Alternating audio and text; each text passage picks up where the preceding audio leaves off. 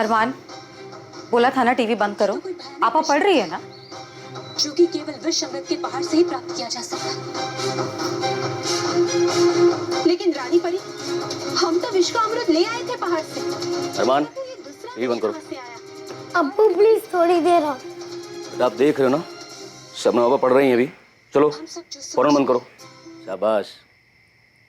शबनम, बेटा एग्जाम कैसे रहे आपके? अच्छे गए अब्बू। कल हिंदी है ना? नहीं अब्बू, कल साइंस है, फिर हिंदी। खूब मन लगा के पढ़ाई करना। सुनिए, आप कपड़े बदल लीजिए, मैं खाना लगा देती हूँ। रजिया, मेरा खाना भी लगा दो, मुझे किसी काम से बाहर जाना है। अभी? हाँ, किसी से मिलना है। किससे मिलने जाना है?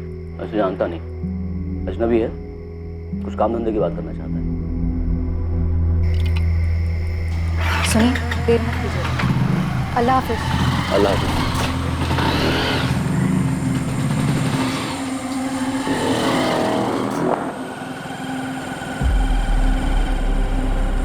किसी को पता नहीं था कि यह आखिरी बार था जब अफजल अपने घर से निकल रहा था।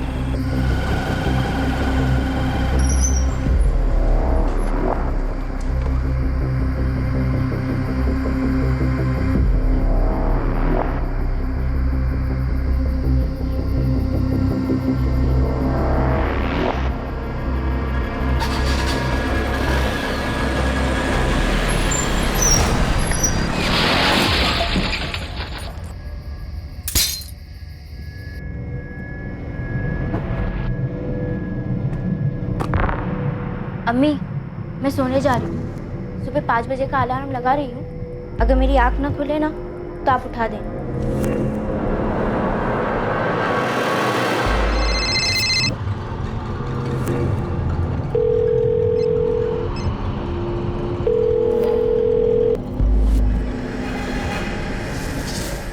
क्या हुआ अम्मी?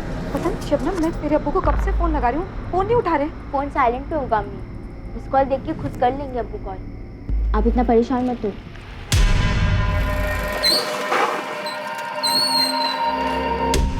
हेलो पुलिस, मैं ऑफिस से आ रहा था। मैंने रास्ते में देखा कि अचानक एक आदमी पड़ा हुआ। मैं उसके सामने गया, मैं देखा कि वो मरा पड़ा हुआ था। मुझे कुछ समझ में नहीं आया और मैंने पुलिस को कॉल किया। सर, हो सकता है फोन इसी आदमी का है। जी। फोन लॉक्ड है। अगर कॉलर ने फिर से फोन किया तो पता चलेगा ये आदमी कौन है।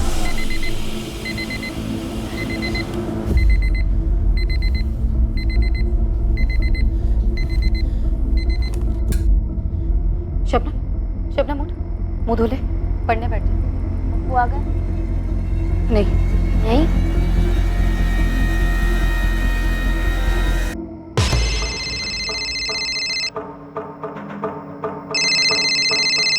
साहब कोई रजिया है?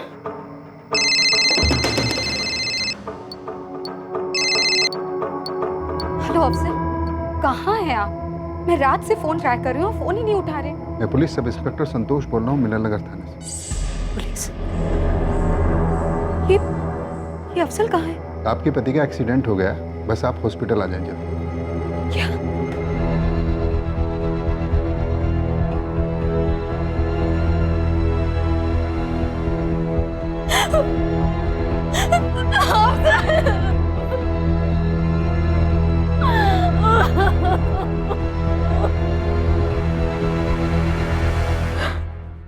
मेरे शौहर अफजल टेलर थे, अपनी दुकान है उनकी। आपके शौहर जबलपुर बाईपास रोड पर क्या कर रहे थे? मुझे नहीं पता साहब। कल शाम में अफजल घर आए, खाना खाया और फिर बाहर चले गए। बस इतना ही कहा कि वैसे जानता नहीं, अजनबी है, कुछ काम धंधे की बात करना चाहता है। हमने अभी हिट एंड रन का केस रजिस्टर किया है। ये कुछ सामान है उनका जो उनकी बॉडी से मिला।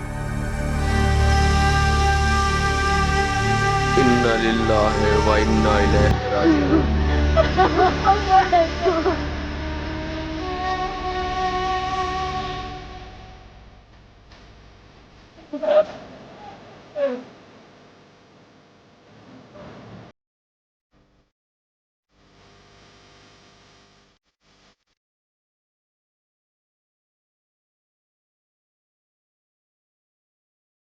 आप अल्लाह हिम्मत दे।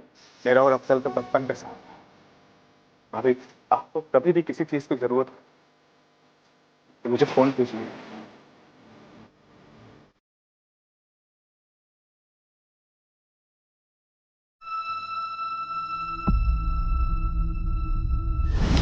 साहब, मुझे लगता है कि अफजल उस रात जिस अजनबी आदमी से मिलने गए थे, उसने जानबूझकर उन्हें कुचल दिया। लेकिन अभी तो एक्सीडेंट ही लग रहा है। पोस्टमार्टम में कुछ आया नहीं।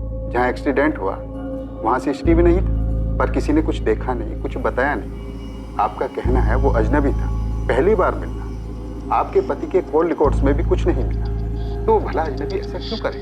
साहब, ये आप पता लगाइए। मेरे पति की किसी से कोई दुश्मनी नहीं थी। दुश्मनी नहीं थी तो कोई मर्डर क्यों करेगा? जरा सोचिए इस बारे में। कत्ल ना से एक्सीडेंट तो है। मैं चाहती हूँ कि ये जिस किसी ने भी किया उसे कड़ी से कड़ी सजा मिले।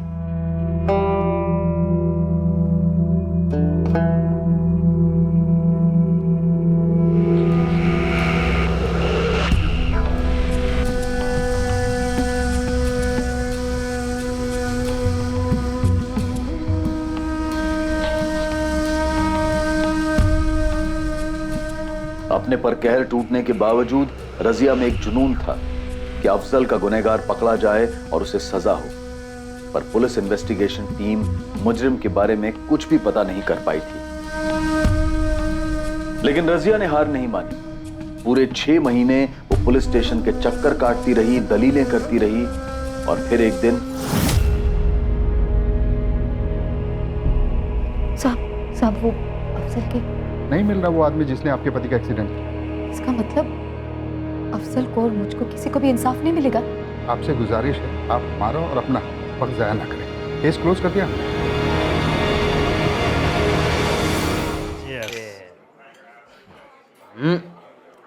सचिन सचिन होगा, लेकिन अपना विराट किसी अलग मिट्टी का बना हुआ है भाई।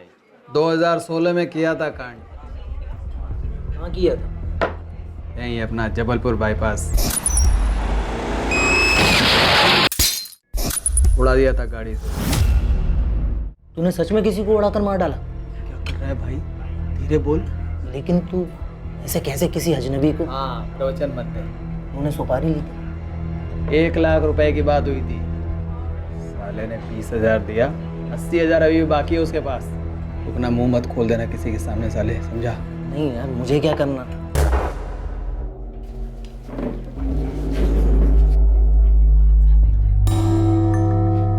पंकज भाई, अरे यार बबलू आ जा रहे हो यार। बबलू, ये तो पार्टी शुरू हुई है। बबलू तू पी। पंकज भाई,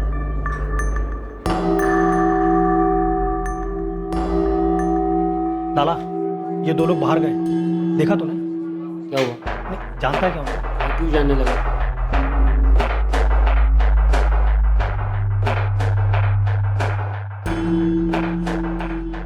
ये इन्फॉर्मेशन कितनी सही है? खबरी के कान कभी धोखा नहीं देते साहब। वो बंदा पक्का सुपारी की ही बात कर रहा था। तूने आगे कुछ नहीं, उस बंदे को ढूंढने की कोशिश की? किया ना साहब। पूरा हफ्ता रोज चील की तरह ठेके पे नजर रखी मैंने, लेकिन वो दोनों बंदे फिर आए ही नहीं। कौन से गैंग के लिए काम करता है? पुलिस के गैंग के। पुलिस का खबरी हूँ। उन्होंने कोई कांड किया क्या? कांड नहीं, अपना काम नहीं। मेरा काम करें ना, मेरा नंबर ले, और वो दोनों यदि यहाँ दोबारा दिखे ना तो उनकी फोटो खींच, उनका डिटेल निकाल और मुझे बता। लाला ने अभी तक कोई फोन नहीं किया? नहीं किया सर। उसका आर्टिस्ट के साथ बैठकर स्केच बनवा सकता, जिसे तूने देखा? जो बंदा डींग हाँक रहा था उसका चेहरा तो नहीं देख पाया, लेकिन हाँ ये दोबारा टकरा जाए ना, दिमाग की पट्टी जरूर बजेगी। जगह कौन सी बता, जहाँ उसने किसी को कुचला था? जबलपुर बाईपास के पास 2016 में। हम तब के केसेस खंगालेंगे, लेकिन पंकज, तूने जिनकी बातें सुनी उन्हें ढूंढना जारी रखो। जी साहब। अच्छा, कातिल आज़ाद घूम रहा है, मतलब केस अनसुलझा रहा होगा और क्लोजर रिपोर्ट फाइल हुई होगी। एक काम करो, तुम और आसमा 2016 में जबलपुर बाईपास पर जितने भी एक्सीडेंट केसेस हुए सबकी फाइल मंगवाओ।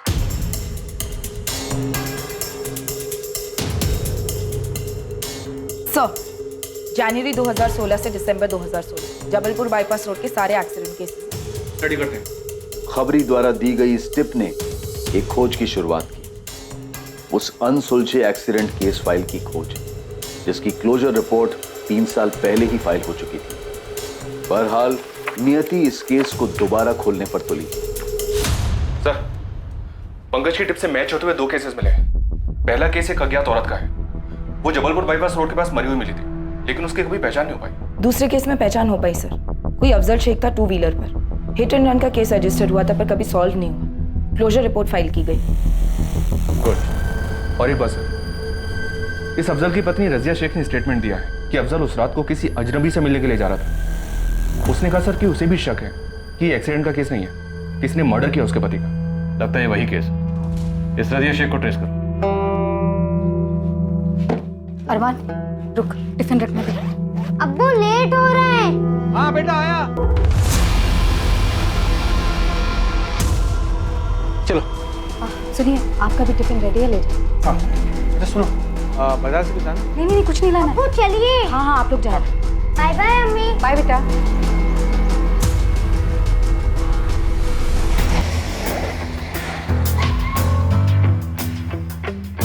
रजिया शेख अगर यही है ना? जी हाँ। तुम कौन हो? आप कौन है? सर मैं रजिया का शौहर सदाब खान। क्या बात है? तो अफजल शेख जी, अफजल मेरे पहले शौहर थे। 3 साल पहले एक्सीडेंट में उनकी मौत हो गई। कुछ पता चला किसने किया था? आप बच्चे को स्कूल छोड़ने जा रहे हैं? आप बताएंगे भी कि क्या पता चला? दरअसल एक टिप मिली हमें। अफजल का एक्सीडेंट नहीं था, शायद उसका मर्डर था। मुझे पता था, मैं कहती रही। मार डाला है किसी ने अफजल को। उस रात हर रोज की तरह दुकान से घर लौटे, खाना खाया और निकल गए। वैसे जानता नहीं, अजनबी है, कुछ काम धंधे की बात करना चाहता है। किसी पर शक? उस अजनबी पर जिससे अफजल उस रात मिलने गए थे।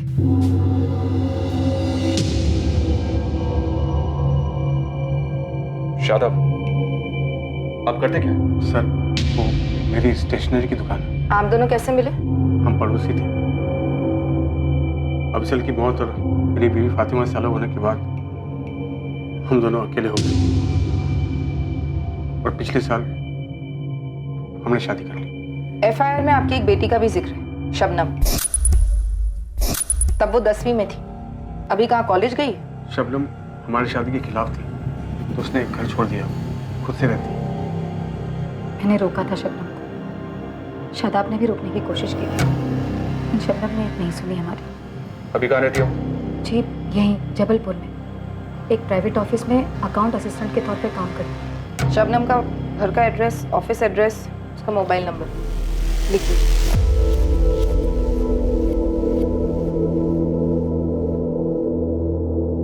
शादाब, ये सब क्या है? पता नहीं कैसे।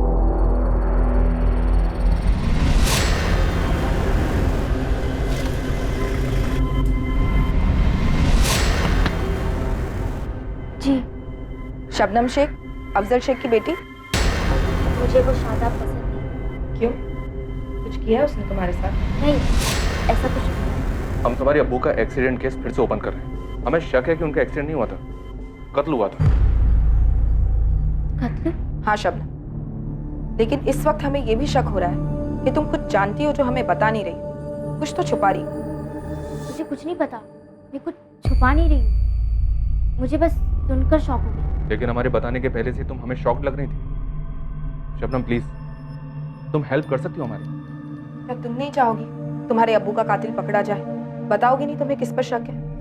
मुझे कैसे किसी पर शक हो सकता है? सच में मैम, मुझे कुछ नहीं पता। 3 साल में काफी डेवलपमेंट हुई है शेख परिवार में। जी सर। लड़की जरूर कुछ छुपा रही है सर। और ये शादाब भी बॉडी लैंग्वेज से काफी नर्वस लग रहा था। रजिया भी सर, काफी कोशिश करी थी नॉर्मल रहने की, लेकिन साफ दिख रहा था अंदर कुछ चल रहा है। इस मर्डर का तगड़ा मोटिव दिख रहा है। रजिया और शादाब का अरसे से अफेयर रहा होगा। अफजल रास्ते का कांटा था। इस ट्रायंगल के तीनों एंगल्स के डिटेल्स निकलो। रजिया, शादाब और वो पहला शौहर मरहूम अफजल शेख। सब आसमा, क्या खबर? आपका शक सही निकला सर। रजिया और शादाब का अफेयर अफजल की मौत के काफी पहले से चल रहा था। अफजल के जाने के बाद ही इनका निकाह हुआ, लेकिन उसके पहले शादाब की पहली बेगम फातिमा ने तलाक दे दिया शादाब को, तभी खिल टूट गई थी। अभी कहाँ है फातिमा? वो अपने जबलपुर की नहीं थी, वो तो लौट गई अपने मायके शाहपुरा गांव में। सर मैंने शादाब की पहली बीवी फातिमा को ट्रेस कर लिया, बुलाया उसे। सर मैं अफजल शेख की दुकान पर गया था, अब वो दुकान उसका कारीगर चलाता है, मंगेश। साबित दुकान अफजल भाई की खुद की नहीं थी, उन्होंने एक सेठ से लीज पर ली थी और मैं पहले से उनके नीचे काम कर रहा था। लेकिन उनके जाने के बाद रजिया भाभी को दुकान नहीं चलानी थी, तो उनसे मैंने ले ली। अफजल शेख के काफी करीब रहे होगे तो मंगेश, उसकी किसी के साथ कोई दुश्मनी थी क्या? सब दुश्मनी करने और निभाने के लिए फुर्सत भी तो लगती है ना, और अफजल भाई तो हमेशा से अपने काम में मगन रहते थे और जो भी वक्त मिलता वो अपने बच्चों के साथ बिताते। इस बात की पूरी संभावना है कि अफजल का मर्डर हुआ है, कुछ तो हुआ होगा। पता होता कुछ तो 3 साल से चुप नहीं बैठता साहब। अफजल के दिल में बच्चों के लिए जगह थी, बच्चों की माँ के लिए नहीं। कोई तो मसला हुआ होगा मियाँ बीवी के बीच में, जो ये दरार आई। सब मोहल्ले वालों का कहना है उन्होंने अफजल और रजिया के बीच कभी कोई झगड़ा होते नहीं देखा, ना कभी सुना। सारे झगड़े चीख चीख के कहाँ आते हैं, बार खामोशी से भी किए जाते हैं। मुझे लगता है अफजल और रजिया के रिश्ते को समझने के लिए हमें पहले शादाब और उसकी बीवी फातिमा को समझना जरूरी है। बुलवाओ तीनों को।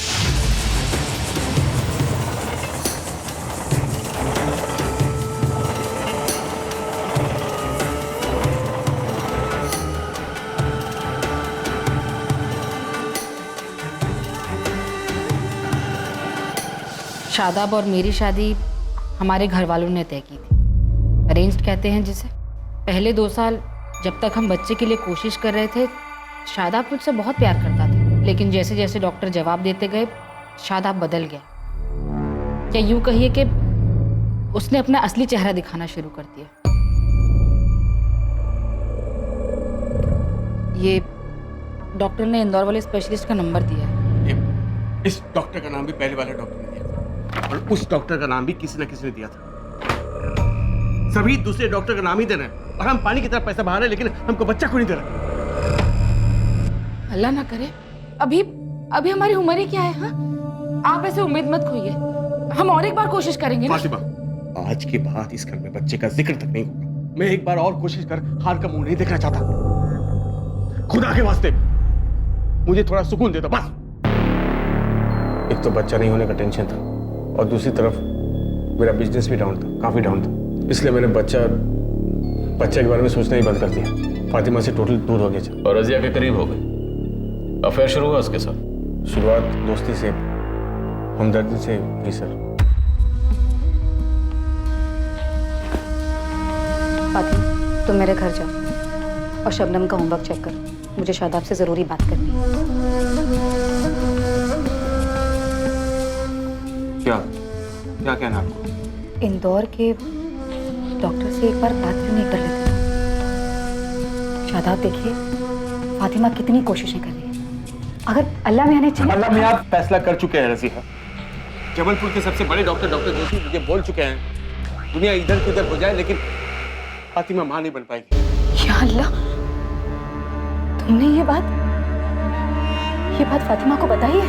बताइए, घुमा फिरा साफ लफ्जों में नहीं बताई। यूं कभी मां नहीं बन सकती, मेरी हिम्मत नहीं होती उससे बताने की। और आप भी खुदा के वास्ते उसे कुछ मत बताना, वरना वो खुद को मेरी गुनहगार समझेगी, जरूर बैठेगी। मैं जानबूझकर उसे तीखी बात करता हूं ताकि वो मुझसे कुछ उम्मीद न रखे, क्योंकि अब कोई दवा फातिमा को मां बना नहीं सकती। मैं कभी बाप नहीं बन पाऊंगा। ये दर्द मुझे रात दिन खाता है, किससे कहूं मैं? क्या करूं मैं? चुप हो जाइए।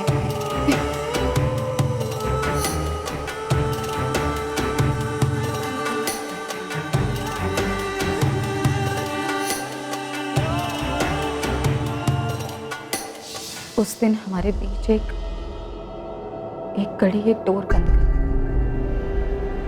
दोस्ती और हमदर्दी के परे। उसके बाद क्या हुआ? हम मिलने लगे। पहले मोहल्ले के बाहर। और तुम्हें भनक कब लगी? कभी नहीं। मैं तो रजिया को अपनी आपा समझती थी। पकड़े कैसे गए? अफजल ने हमें रंगे हाथ पकड़ लिया।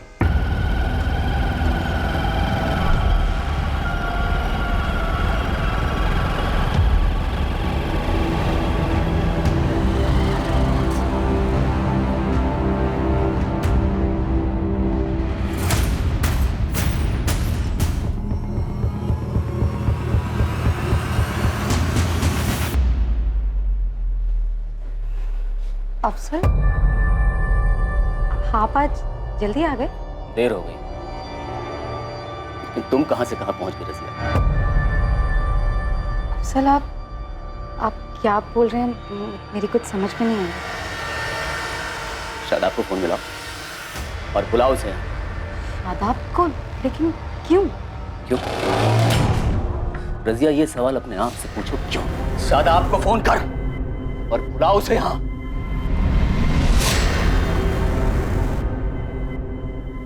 ये कब हुआ, क्यों हुआ, कहां हुआ, कैसे कैसे हुआ, कुछ नहीं जानना मुझे।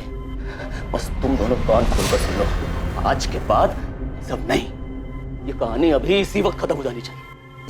अंदर बच्चे हैं मेरे, बड़े हो रहे हैं।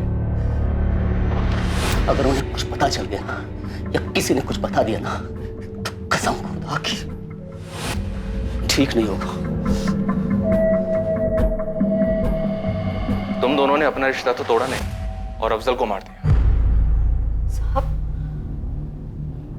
शादाब और मुझे पता था आप यही सोचेंगे। साहब, आप यकीन करें या ना करें, मैं अफजल को कभी धोखा नहीं देना चाहती थी। ये डायलॉग हफ्ते में कम से कम 2 बार तो हम सुनते हैं रजिया। कत्ल का प्लान कैसे बनाया वो बताओ। साहब, कोई प्लान नहीं बना। अफजल ने मुझे घर में बंद करके रखा था। एक तरीके से ये मेरे लिए अच्छा ही था। मैंने शादाब से पूरी तरह बातचीत बंद कर दी। शादाब ने भी कोई कोशिश नहीं की। अफजल के हमें पकड़ लेने के बाद मैंने और शादाब ने एक दूसरे की तरफ मुड़कर भी नहीं देखा। एक बार अफजल तुम्हारी नजरों के सामने से इस दुनिया से दूर क्या हुआ? तुम और रजिया फिर से पास आ गए, एक हो गए। हम एक जरूर हुए सर, पर अफजल को मारकर नहीं। मैं भला अफजल जैसे अच्छे इंसान का कत्ल क्यों करता? वो बहुत ही अच्छा इंसान था सर। और आप ही बताइए, कौन आदमी अपनी बीवी और पड़ोसी की ऐसी हरकत बर्दाश्त करता? उसने न सिर्फ खुद की और अपने घर की इज्जत का सोचा, बल्कि उसने मेरे खानदान की इज्जत का भी सोचा। इसलिए सर, मेरे दिल में उसके लिए बड़ी इज्जत है। अफजल के इंतकाल को 1 हफ्ता भी नहीं हुआ कि रजिया और शादाब का अफेयर फिर से शुरू हो गया, और इस बार मैंने दोनों को रंगे हाथों पकड़ा। उसी दिन मैं अपने मायके चली गई और हम दोनों का तलाक हो गया। तुम्हें लगता है कि शादाब ने अफजल को मरवाया? नहीं, मुझे नहीं लगता शादाब इतना गिर सकता। लेकिन वो कहते हैं ना, प्यार में इंसान अंधा हो जाता है। क्या पता इंसानियत भी अंधी हो जाती है।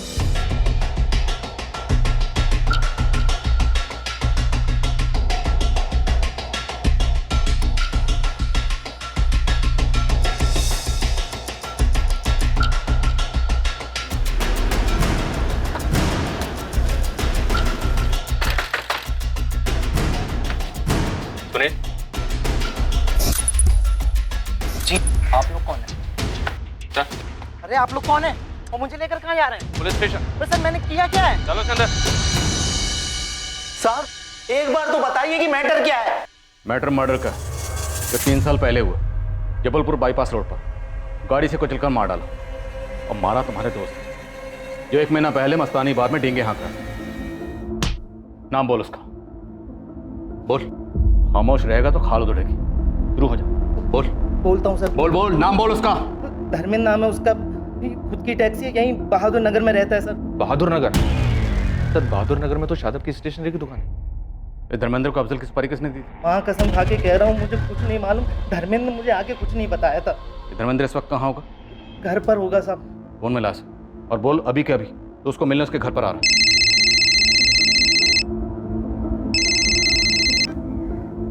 हेलो, हाँ सुनील, बोल, क्या हुआ? धर्मेंद्र भाई, वो बस ऐसे ही फोन किया था।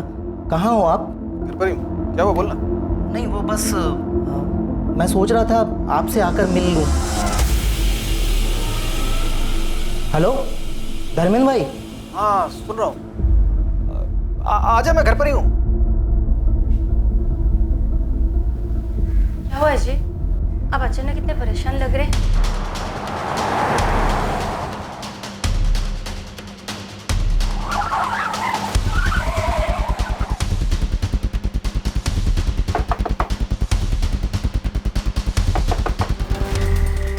जी कौन है आप लोग? ऐसे कैसे? क्राइम ब्रांच, धर्मेंद्र को बुलाओ तुरंत। 10 मिनट हुए वो बाहर गए, बोले रात भर घर नहीं आएंगे। क्या हुआ? क्या किया उन्होंने? मर्डर। क्या? 3 साल पहले उसने एक आदमी का मर्डर किया था। वो अगर तुम्हें फोन करता है तो तुम सीधे सीधे हमें फोन करके बताओगे, समझ में आया? सर धर्मेंद्र अंदर नहीं है। जैसे वो आपको कांटेक्ट करे इस नंबर पे आप हमें फोन करके बता दीजिए। ये धर्मेंद्र शहर छोड़ने की पूरी कोशिश करेगा, हम उसे भागने नहीं दे सकते। शहर की हर जगह सील करवा दो। जी सर, मैं सारे थाने, एयरपोर्ट और बस स्टैंड पर हाई अलर्ट की रिक्वेस्ट भेज देती हूँ। और सर ये धर्मेंद्र का फोटो। सर्विलेंस पर डाल दो, कॉल कर सकता हूँ।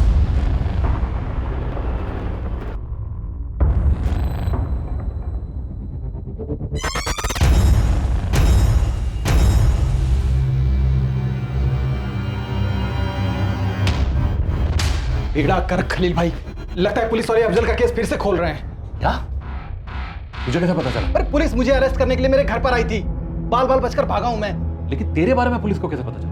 मुझे नहीं मालूम है, लेकिन बेहतरी इसी में है ना खलील भाई कि मुझे इस झमेले से बाहर निकालो।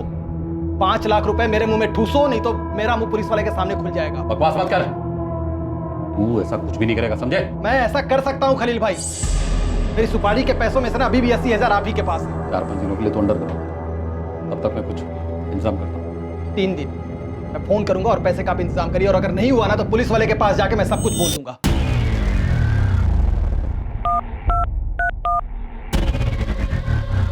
हेलो, खलील बोल रहा हूँ। हाँ क्या हो रहा खलील? पुलिस अफजल का केस दोबारा खुलवा रही है। धर्मेंद्र को उठाने के लिए उसके घर गई थी, लेकिन वो बच के निकल गया। ये कब हुआ? और पुलिस वालों को धर्मेंद्र के बारे में कैसे पता चला? मुझे कुछ नहीं पता। धर्मेंद्र 3 दिन के लिए अंडरग्राउंड होने को तैयार हो गया, लेकिन बदले में वो 5 लाख रुपए मांग रहा है। अगर पैसे नहीं मिले तो पुलिस के सामने जाकर अपना मुंह खोल देगा। पुलिस मुझ तक भी पहुंच सकती है। खलील, पुलिस तुम तक पहुंचने दो। तुम्हें पता है ना कि क्या करना है।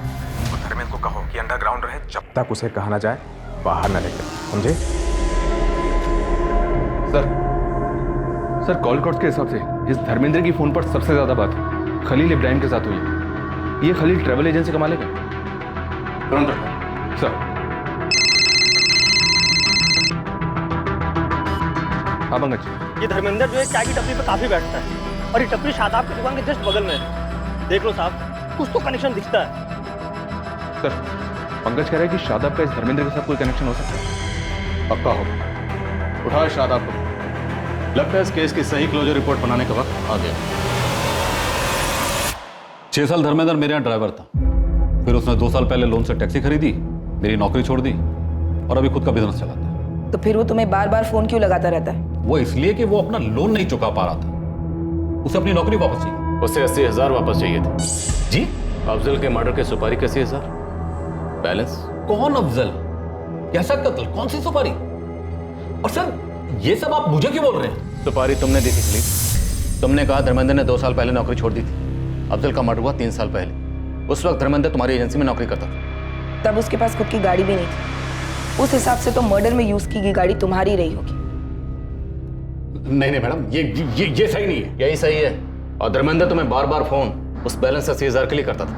सर मुझे लगता है आप मुझे कोई और समझ। ये अफजल कौन है मैं सच में इसे नहीं जानता। देखिए आपने जो सवाल किए मैंने उसका सही ईमानदारी से जवाब दिया। अब इसके आगे मैं कुछ नहीं कहना चाहता। मैं बस इतना कहूंगा कि आप लोग मुझ पर बेबुनियाद इल्जाम लगा रहे हैं। ठीक है, जाओ जाओ। हाँ। जाओ। खलील याद रखना, धर्मेंद्र घर से भागा, तुम नहीं भाग पाओगे। बोल। मैं चाय तक नहीं पीता साहब, मुझे कैसे पता कि चाय की टपरी पे कौन धर्मेंद्र आता है? इस आदमी ने अफजल को अपनी गाड़ी के नीचे कुचल दिया। इस आदमी को मैंने अपने दुकान के आसपास देखा सर, चाय की टपरी पर, जैसा आप बोल रहे हैं ना सर, लेकिन इससे मेरा कोई ताल्लुक नहीं है सर। मेरा यकीन कीजिए, मेरा अफजल के कत्ल से भी कोई ताल्लुक नहीं है सर। कॉल रिकॉर्ड्स के हिसाब से धर्मेंद्र, शादाब और रजिया के बीच कोई फोन कनेक्शन नहीं, एक कॉल भी नहीं। शायद ये शादाब सच बोल रहा है। तो खलील के कॉल रिकॉर्ड्स खंगाल, उसका शादाब, रजिया, अफजल किसी के साथ भी कोई कांटेक्ट नहीं रहा है। तो फिर धर्मेंद्र को सुपारी किसने दी? उसकी सुपारी तो दी गई, धर्मेंद्र घर से भागा है और इसने झूठ बोलने की हिम्मत नहीं करी। ये अफजल शेख कहाँ का रहने वाला? सर जब उसकी पड़ोसी से बात हो रही थी तो वो बोली सरूनी गांव को बिलोंग करता है, पूरी फैमिली वहीं रहती थी, 8 साल पहले शिफ्ट हुए हैं। इस धर्मेंद्र के लिए तलाश जारी है। अनुष्का, एक टीम लेकर सरोनी गाँव देखते हैं कि अफजल शेख की मौत के सुराग उसके गाँव में तो नहीं।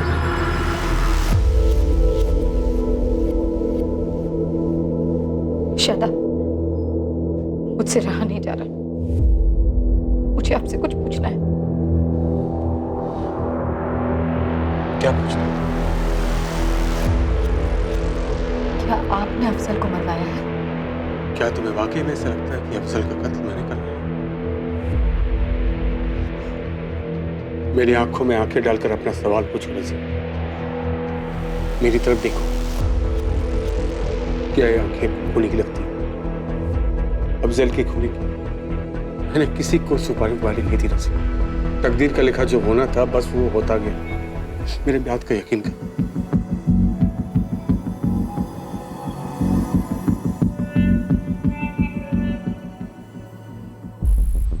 ये ज़मीन जिस पर मैं खेती कर रहा हूँ ये दरअसल अफजल भाई की ही है। पिछले 5 सालों से मैं ही इस ज़मीन पर खेती कर रहा हूँ, लेकिन उन्होंने खुद से मुझे कभी भी किराया या अनाज के बारे में नहीं पूछा। अल्लाह के बंदे थे, बहुत नहीं। अच्छा, अफजल के गांव में किसी के साथ कोई दुश्मनी इस जमीन को लेकर या किसी और मसले को लेकर, या बाप दादों वाली दुश्मनी? मैंने तो उन्हें कभी ऊंची आवाज़ में बात करते हुए भी नहीं देखा। अच्छा, इस गांव में अफजल का कोई दोस्त है क्या, कोई खास? जी हाँ, माजिद। भाभी, आपको कभी भी किसी चीज़ की ज़रूरत हो तो मुझे फ़ोन कीजिएगा। कहाँ मिलेगा इस वक्त? माजिद पार्टी के दफ्तर में होगा। केशव, क्या ये डिज़ाइन कितनी गलत है?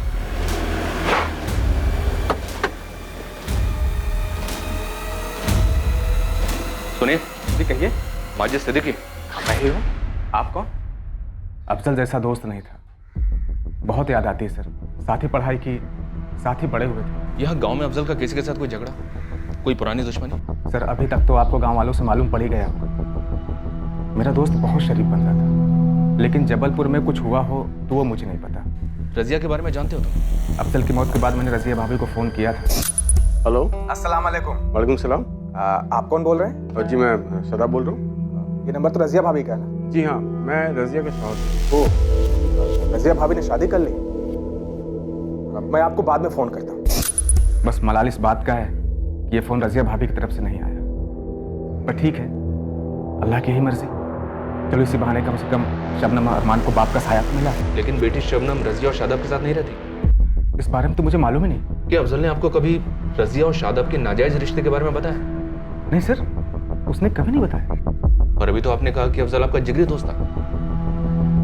हाँ, मुझे तो यही लग रहा था कि मेरा एक अच्छा दोस्त है, पर अब मुझे एहसास हो रहा है सर कि उसने कभी मुझे अपना नहीं माना, पर मेरे लिए वो आज भी दोस्त रहेगा।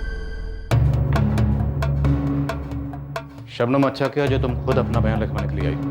यकीन मान, छोटी से छोटी जानकारी भी तुम्हारे अब्बू के कातिलों को पकड़ने में हमारी बहुत मदद करेगी। बोल। अब्बू ने अम्मी और शादाब को रंगे हाथों पकड़ा था।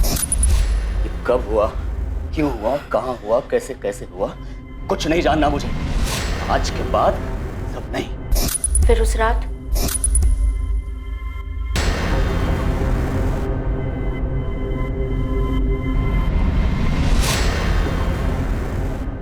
अब्बू को ऐसे रोते हुए मैंने कभी नहीं देखा था। वो इतना प्यार करते थे अम्मी से, और अम्मी ने क्या किया?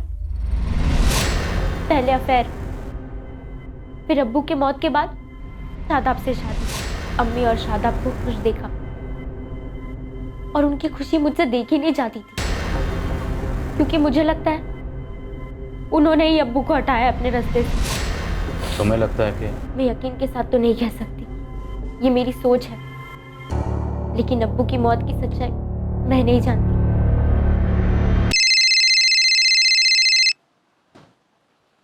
हाँ पंकज बोल। साहब आपका बंदा मिल गया, यहाँ इमाम नगर के एक लॉज में छुप के बैठा है। उस पर नजर रख, हमारे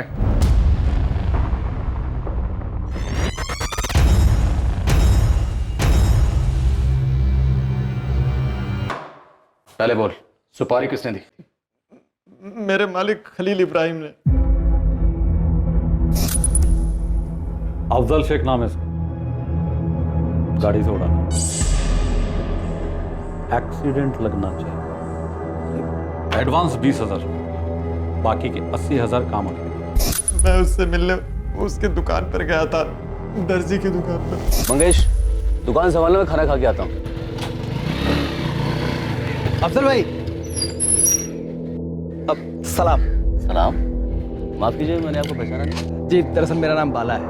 आपकी कारीगरी की बहुत तारीफ है, इसलिए मिलने चाहिए। वो क्या है ना कि मैं एक छोटा सा गारमेंट का बिजनेस शुरू कर रहा हूँ और मुझे एक काबिल साथी की ज़रूरत है जो मेरे बिजनेस को संभाले। कहीं बैठ के बात करेंगे? भाई साहब क्या है कि वो मैं भी खाना खाने घर जा रहा था, उसके बाद एक अर्जेंट डिलीवरी है, शाम को मिले। शाम को तो मेरी 4-6 मीटिंग्स हैं, लेट हो जाएगा। अंधेर रात को 10 बजे मिलेंगे। रात को 10 बजे बहुत लेट नहीं हो जाएगा? प्रॉब्लम नहीं, प्रॉब्लम नहीं है कोई। हाँ तो फिर ठीक है ना, अपना वो जबलपुर बाईपास के पास जो फर्स्ट एग्जिट है ना, वहीं पर मिलते हैं रात को 10 बजे। चलिए ठीक है, फिर 10 बजे मिलते हैं बाईपास।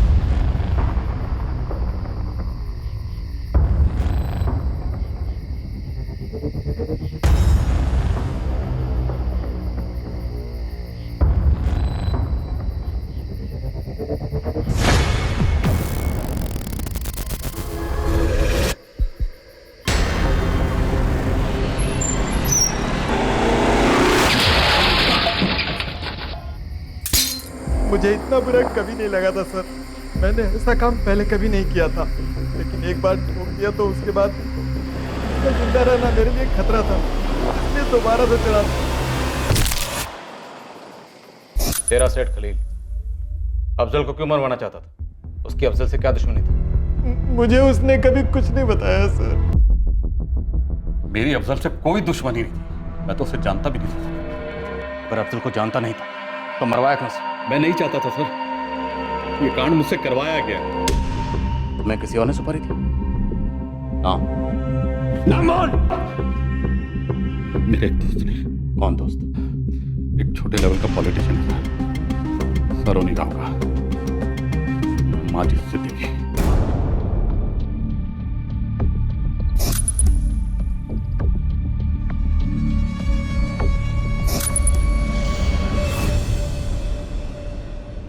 अफजल मेरा सबसे अच्छा दोस्त था, शायद इकलौता। लंगोटिया यार थे सर, हम सब कुछ साथ में करते थे। हमने गांव में किराने की दुकान भी खोली, हमारा धंधा चल निकला। अफजल एक दिन बोला कि वो ज़िंदगी में कुछ बड़ा करना चाहता है, तो 2011 में वो जबलपुर के लिए चला गया, पार्टनरशिप तोड़ के। बिजनेस टूटा, लेकिन हमारी दोस्ती फिर भी कायम थी सर। गाँव वाले मिसालें दिया करते थे हमारी दोस्ती की। जबलपुर जाने के बाद भी हम लोग टच में तो थे, लेकिन पहले जैसे नहीं। वाकई अफजल मेरी हिम्मत है सर। अगर अफजल तुम्हारी हिम्मत था तो उसे मरवाया क्यों? रज़िया ने कहा था उसे मरवाने को? नहीं। इलेक्शन जोक लग रहा तुझे? तू राजवीर सिंह जी के खिलाफ पंचायत का चुनाव लड़ना चाहता है। पूरा गांव राजवीर जी को वोट करेगा, तेरे अम्मी अब्बू, मेरे अम्मी अब्बू, सभी। मतलब तुझे सिर्फ एक वोट मिलेगा, वो भी तेरा। मतलब तेरा भी वोट नहीं मिलेगा मुझे? यही दोस्ती है तेरी? अरे यार, अब तू देख ड्रामा कर रहा है खाम का। अफजल, क्या जिंदगी में तू ही सिर्फ आगे बढ़ सकता है? मैं नहीं। देखना, इस पूरे इलाके में मेरे नाम का डंका बजेगा। कुछ करके दिखाऊंगा यार। हाँ भाई, दिखा लेना यार। मैं पेड़ पर चढ़ने की कोशिश कर रहा हूँ, तू डाली पकड़ेगा तो मैं गिरूंगा नहीं। देख माजिद यार, मुझे इन सब में मत घसीट। और तुम इलेक्शन हार गए। सर, मुझे इलेक्शन हारने का कोई गम नहीं, लेकिन कुछ ऐसा हुआ जिससे मेरा फ्यूज उड़ गया। और माजिद, काम खा में दांत के पैसे भी जब्त करवा दिए। अरे मैंने कहा था कोई वोट करने वाला नहीं, यहाँ तक कि मेरे घर वालों ने भी राजू जी को वोट दिया है। छोड़ ना यार, वो तो मैं अगली बार जीत जाऊँ। लेकिन ये बता बे कि तूने वोट दिया कि नहीं? देखिए यार, सही बताऊं तो नहीं दिया। क्यों? क्यों नहीं दिया? यार बुरा मत मानना, पुरानी कहावत है, किसी गधे को अगर नदी किनारे छोड़ दिया जाए तो पानी तो खुद पी लेगा, लेकिन कभी घोड़ा नहीं घोड़ा। खंजर की तरह चुप गई थी अफजल की बात मेरे दिल में। मेरे लिए इतना बैर ये बात अटक गई थी मेरे जहन में। मैंने इतना गुस्सा, इतनी नफरत किसी से नहीं की थी जितना मैं अफजल से करने लगा था। मुझे बदला चाहिए था सर। ये बदला तुमने 1 लाख में खरीदा खलील से, जिसे 20,000 में दिलवाया धर्मेंद्र से। माजिद, जो दोस्त मुंह पर सच बोल दे उसके दिल में बैर नहीं।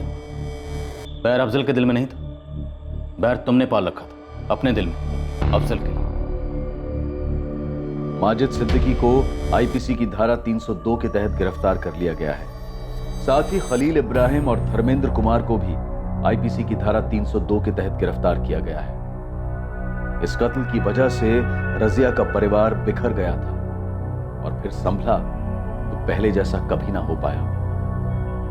एक बेटी ने अपने अजीज अब्बू को खोया जिसकी वो दुनिया में सबसे ज्यादा इज्जत करती थी, और दूसरी तरफ पुलिस के खबरी पंकज को खास इज्जत बख्शी गई क्योंकि उसकी एक ब्लाइंड टिप के आधार पर पुलिस एक ऐसा केस क्रैक कर पाई जो 3 साल पहले अनसुलझा करार दे दिया गया था और उसकी क्लोजर रिपोर्ट फाइल कर दी गई थी।